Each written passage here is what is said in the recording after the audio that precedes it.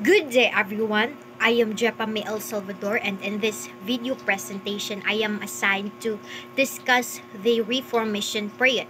So, what really happened during the Reformation period? Imagine a big family that has always followed the same rules. Then some family members start to disagree with those rules and decide to make their own rules. That's kind of what happened with the Protestant Reformation in the 1500s. The family was the Catholic Church, which was the only Christian church in Europe at the time. But some people like Martin Luther and John Calvin thought the Catholic Church was following some wrong rules.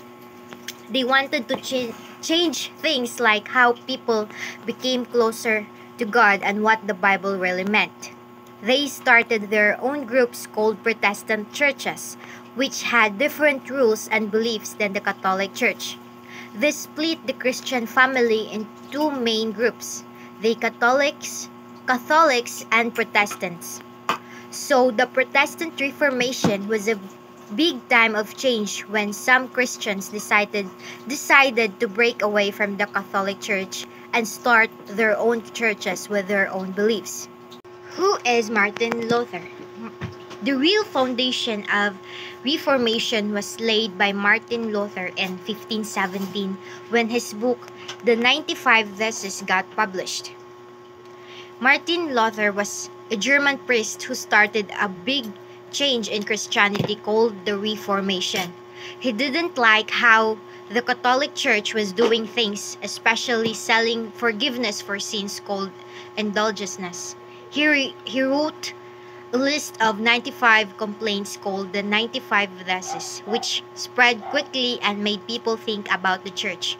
He believed that people could be saved by faith in Jesus, not by doing good deeds or buying forgiveness. He also said that the Bible should be the most important guide for Christian life. Luther's ideas were very different from what the Catholic Church taught. This led to many people leaving the Catholic Church and starting new Christian groups, which are called Protestant churches today. So Martin Luther was a very important person in history because he changed the way people thought about religion and started a big movement that changed Christianity forever. Next is Henry VIII. The marriage of Anne Boleyn with Henry VIII was the great cause of formation of Protestant church. Henry VIII, King of England, wanted to divorce his wife, Catherine, to marry Anne Boleyn. The Pope wouldn't let him, so Henry decided to make his own church, the Church of England. This was a big change because it meant England was no longer part of the Catholic Church. Henry's actions were a big part of the Protestant Reformation, which was a time when many people started their own churches with different beliefs. Next is William Tyndale. His services for promotion of Christianity reveals that he was a great reformer of the 16th century in England. William Tyndale was a really important person during the Protestant Reformation because he translated the Bible into English. Before Tyndale, the Bible was only available in Latin, which most people didn't understand. He wanted everyone to be able to read God's Word, so he worked so hard to translate it. His translation helped spread Protestant ideas, which were different from what the Catholic Church taught. It also made people think about religion in a new way. Even though he was hunted down and killed for his work, his translation of the Bible is still used today, and it was a huge step in making the Bible accessible to everyone. Next is Edmund Spencer. His book, The Faerie Queene, reveals that he was extremely and zealous critical of Roman Catholicism. The Faerie Queene is an epic poem that uses allegory to explore themes of virtue, chivalry, and the ideal ruler. While it doesn't directly attack Roman Catholicism, it does celebrate the Protestant Queen Elizabeth I and her reign. Spencer's work reflects the political and religious tensions of the time, but it's more about promoting the virtues of the English monarchy than directly criticizing Catholicism. Next is Erasmus Rotterdamus. Erasmus remained committed to reform the Catholic Church from within through his writing. Erasmus was Erasmus was a humanist scholar who believed in reforming the Catholic Church from within. He criticized abuses within the Church like the sale of indulgences, but he remained a devout Catholic. His writings, like In Praise of Folly, were influential in promoting reform and education. He was a friend of Thomas More and a key figure in the early stages of the Reformation. Next is Sir Thomas More. Sir Thomas More's Utopia is the image of Ireland where all religions are authorized and tolerance is the law.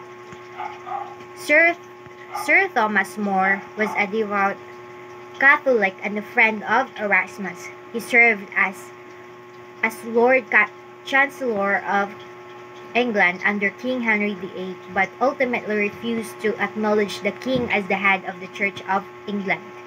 His book Utopia is a fictional account of an ideal society, but it doesn't explicitly endorse religious tolerance. More's work is more about exploring the nature of good government and social justice than promoting religious freedom.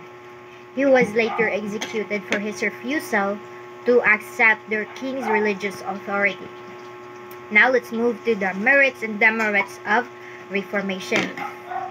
First, merits is the decline of feudalism and the rise of common law. The Reformation helped weaken the old system of lords and serfs, or feudalism, which gave more power to ordinary people. This led to more individual rights like the right to choose your own religion. Next is the circulation of Bible. People started translating the Bible into languages everyone could read, not just Latin. This made it easier for people to understand Christianity directly. Next is the transmission of new knowledge and ideas. The Reformation encouraged people to think critically and explore new ideas, which led to advances in science, art, and other fields. Next is the invention of printing machine. The invention of printing press made it easier to spread the Bible and other Reformation ideas quickly. The last is the discovery of America.